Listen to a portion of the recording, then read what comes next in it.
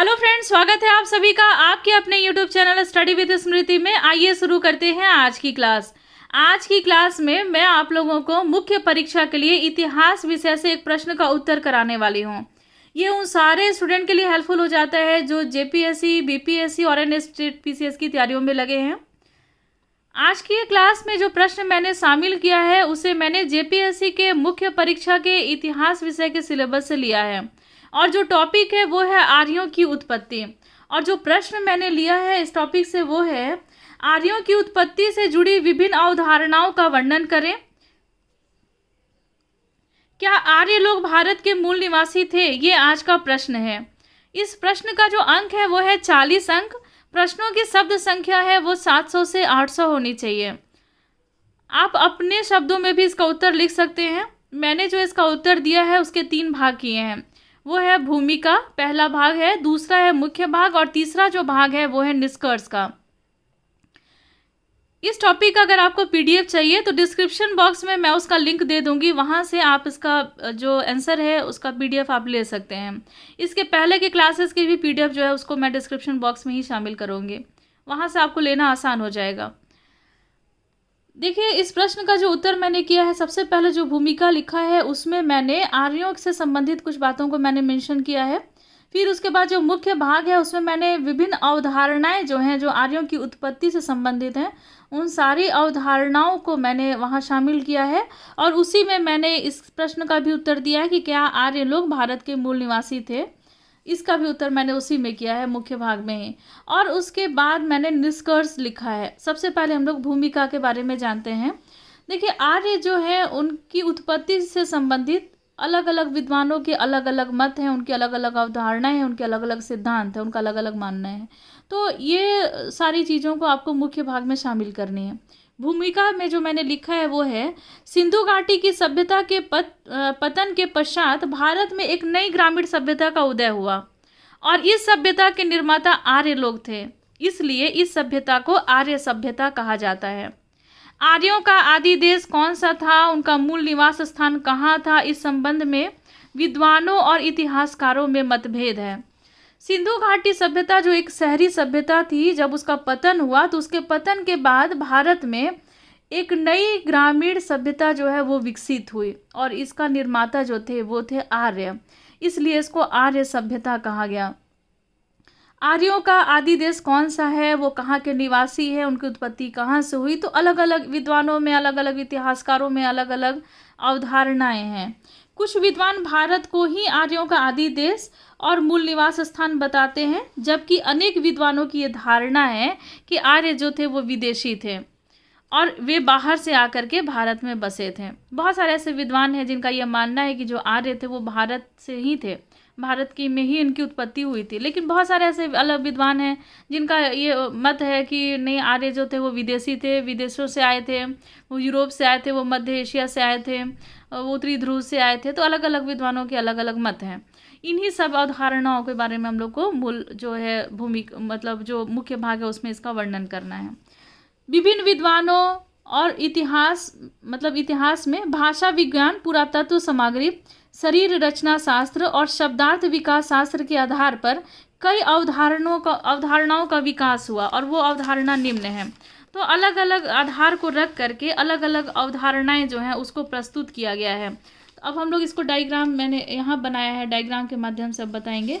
देखिए, डायग्राम में क्या मैंने बनाया है, यहाँ पर आर्यों की उत्पत्ति की अवधारणा मैंने दी है। फिर अलग अलग जो अवधारणाएं हैं उसको मैंने 4 भागों में बांटा है।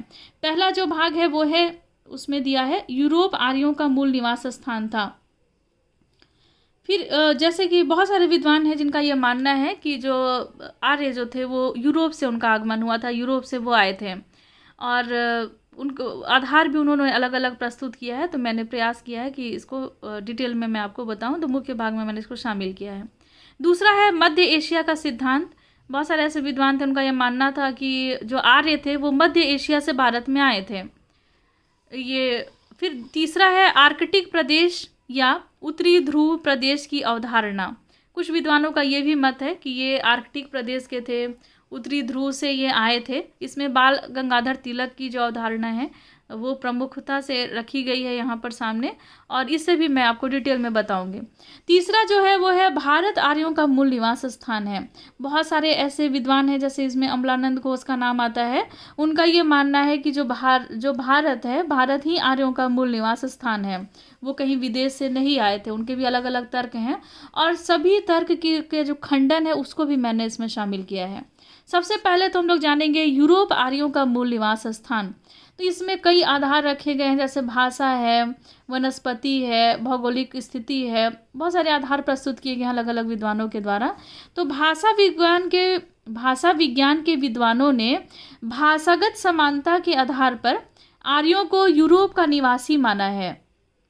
वे Austria, Hungary, Germany, Sweden, Norway, Lithuania और दक्षिणी रूस के घास के मैदान में आर्यों की आदि भूमि होने का दावा करते हैं। यूरोप आर्यों का जो मूल निवास स्थान है, इस तर्क में सबसे पहले जो आधार दिया गया है वो है भाषा के आधार पे बहुत सारी समानता दिखाई गई है कि आर्य और यूरोपीय जो हैं वो भाषा के आधार पे काफ़ी समान हैं। संस्कृत, जैसे कि उदाहरण के तौर पे यहाँ दिया हुआ है कि संस्कृत जो है वो संस्कृत, लैटिन, जर्मन, स्लाव आदि आर्य परिवार की भाषाएं हैं। संस्कृत भाषा में जिस तरीके से माता पिता को मातृ और पितृ कहा जाता है, वैसे ही लैटिन भाषा में माता पिता के लिए मेटर और पेटर शब्द का प्रयोग किया गया है।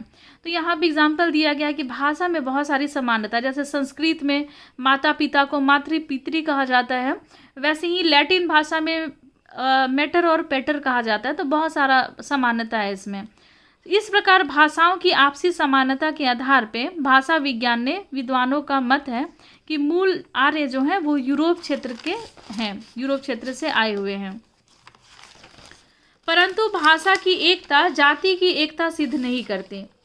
लेकिन भाषा की एकता ये जाति की एकता को सिद्ध नहीं करती। शब्दों का आदान प्रदान तो संपर्क से भी हो जाता है। अगर व्यापारिक संबंध हो या फिर लोगों का आवागमन हो उस क्षेत्र में, तो भाषा जो है वो अपना छाप छोड़ती ही है। भाषा का आदान प्रदान तो होता ही है, तो संपर्क से भी भाषा का आदान प्रदान संभव है। इससे ये नहीं कहा जा सकता है कि जातिगत रूप से या मूल उनका वहीं पर था।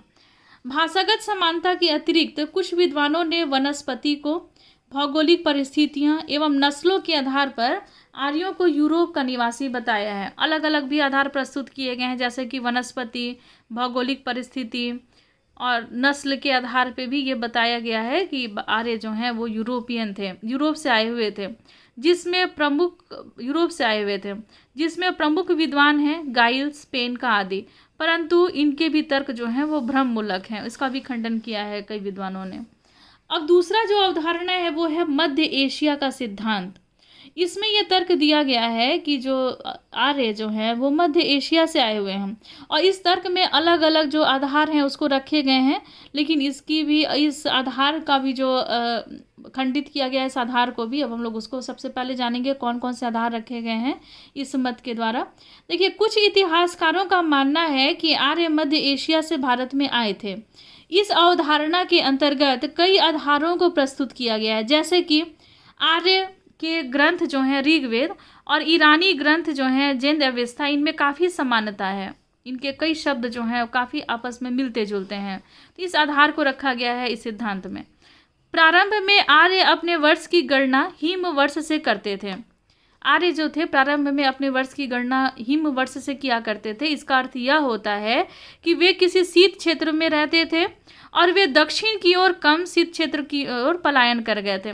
तो चूंकि आर्य जो थे वो अपनी वर्षों की गणना हिम वर्ष से करते थे, इसको आधार में रख करके ये मत दिया गया है, प्रस्तुत किया गया है कि जो आर्य थे वो शीत क्षेत्र में रहते थे, बहुत ठंडे जगह पे रहते थे, और बाद में वो कम शीत क्षेत्र वाले जगह पर वो पलायन कर गए। तो ये कुछ प्रमुख बिंदुओं को मैंने यहाँ पर शामिल किया है। और भी बहुत सारे मत हैं इसको आधार में रखा गया है, लेकिन सबको शामिल करना संभव नहीं था, तो जो जो इम्पोर्टेंट है मैंने उसे यहाँ शामिल किया है। तीसरी जो आधार रखी गई है वो है आर्यों के प्राचीन अभिलेख मध्य एशिया से मिलते हैं, जैसे कि बोगज कोई अभिलेख 1400 ईसा पूर्व में यह अभिलेख मिला था जो मध्य एशिया से मिला था। तो लेकिन आलोचकों ने मध्य एशिया के सिद्धांत का खंडन करते हुए ये कहा है कि चूंकि आर्यों का मुख्य व्यवसाय कृषि एवं पशुपालन था, अतः वे किसी ऐसे स्थान पे रहते होंगे जहाँ पर भूमि उर्वरक और कृषि योग्य हो। तो आर्य मतलब जो आलोचक हैं उनका ये कहना, उन्होंने भी इस मत का खंडन किया। उस मत को खंडन करते हुए उन्होंने कहा है कि जो आर्य थे वो कृषक थे, वो पशुपालक थे। तो इससे ये आवश्यक हो जाता है कि अगर वो जिस जगह के मूल निवासी थे तो वहाँ पर भी कृषि योग्य भूमि हो, चारागाह के लिए क्षेत्र हो। लेकिन इसका अभाव जो है वो मध्य एशिया में पाया जाता है। लिखा है कि परंतु मध्य एशिया में इनका अभाव है। आलोचकों का यह मानना है कि ऋग्वेद में एशिया का कोई संकेत नहीं दिया गया है, तो इसलिए भी इस मत को भी खंडित किया गया है। तीसरा जो मत है वो है आर्कटिक प्रदेश या उत्तरी ध्रुव प्रदेश की अवधारणा। ये जो अवधारणा है, इस अवधारणा को बाल गंगाधर तिलक ने काफ़ी मुख्यता से इसको लाया था। इस सिद्धांत के प्रतिपादक लोकमान्य बाल गंगाधर तिलक हैं। उन्होंने ऋग्वेद में वर्णित कुछ प्राकृतिक दृश्यों के आधार पर यह प्रमाणित किया है कि आर्य मूलतः उत्तरी ध्रुव के निवासी थे। जो बाल गंगाधर तिलक थे उन्होंने ये तर्क प्रस्तुत किया है कि ऋग्वेद में प्राकृतिक दृश्यों के वर्णन को आधार में रखते हुए उन्होंने ये तर्क दिया है कि जो आर्य थे वो मुख्य रूप से उत्तरी ध्रुव के निवासी थे। किंतु आलोचक जो है वो तिलक के मत को भी स्वीकार नहीं करते हैं और उनका तर्क है कि यदि आर्य उत्तरी ध्रुव प्रदेश के निवासी होते तो वे सिंधु प्रदेश को देवकृत योनि नहीं पुकारते। आर्यों के साहित्य में उत्तरी ध्रुव का भी स्पष्ट वर्णन नहीं किया गया है। आलोचक का कहना है कि अगर आर्य जो होते अगर उत्तरी ध्रुव से आते तो वो सिंधु प्रदेश को देवकृत योनि नहीं बुलाते और आर्यों के साहित्य में उत्तरी ध्रुव का स्पष्ट वर्णन भी नहीं मिलता है। तो इसलिए ये कहना असंगत होगा कि आर्कटिक प्रदेश या उत्तरी ध्रुव प्रदेश से या फिर ये आर्यों का उत्पत्ति हुई है। अगला जो सिद्धांत या मत या अवधारणा जो है वो है भारत आर्यों का मूल निवास स्थान है। इसके अंतर्गत बहुत सारे ऐसे विद्वान हैं जिनका ये मानना है कि पौराणिक प्रमाणों के आधार पर कुछ भारतीय विद्वानों का मत है कि आर्य भारत का रहने वाले, आर्य जो थे वो भारत के रहने वाले थे। उनका निवास स्थान मध्य प्रदेश था। आर्यों का मुख्य केंद्र अयोध्या, प्रतिष्ठानपुर और गया था। इस मत को मानने वाले प्रमुख विद्वान थे वो थे Shri Avinash Chandra Das, Shri Ganganath Jha, Shri DS Trivedi, doctor Rajbali Pandey, Shri LD Kalla प्रमुख थे। और इन विद्वानों का प्रमुख मत निम्न है। देखिए कौन कौन से मत हैं। ये है ऋग्वेद में जिन भौगोलिक परिस्थितियों और वातावरण का वर्णन वह सब भारत के सप्त सिंधु प्रदेश का है। ऋग्वेद में जिन भौगोलिक परिस्थितियों और वातावरण का वर्णन किया गया है यह सब भारत के सप्त सिंधु प्रदेश में पाए जाते हैं। यूरोप की भाषाओं की अपेक्षा भारतीय भाषाओं में संस्कृत शब्द की बहुलता पाई जाती है।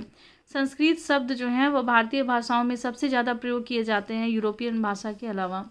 परंतु यह मान्यता भी सर्वमान्य सत्य नहीं है। यदि भारत आर्यों का आदि देश था तो आर्यों के भारत से बाहर जाने के पहले ही संपूर्ण भारत का आर्यकरण हो जाना चाहिए, लेकिन ऐसा हुआ नहीं।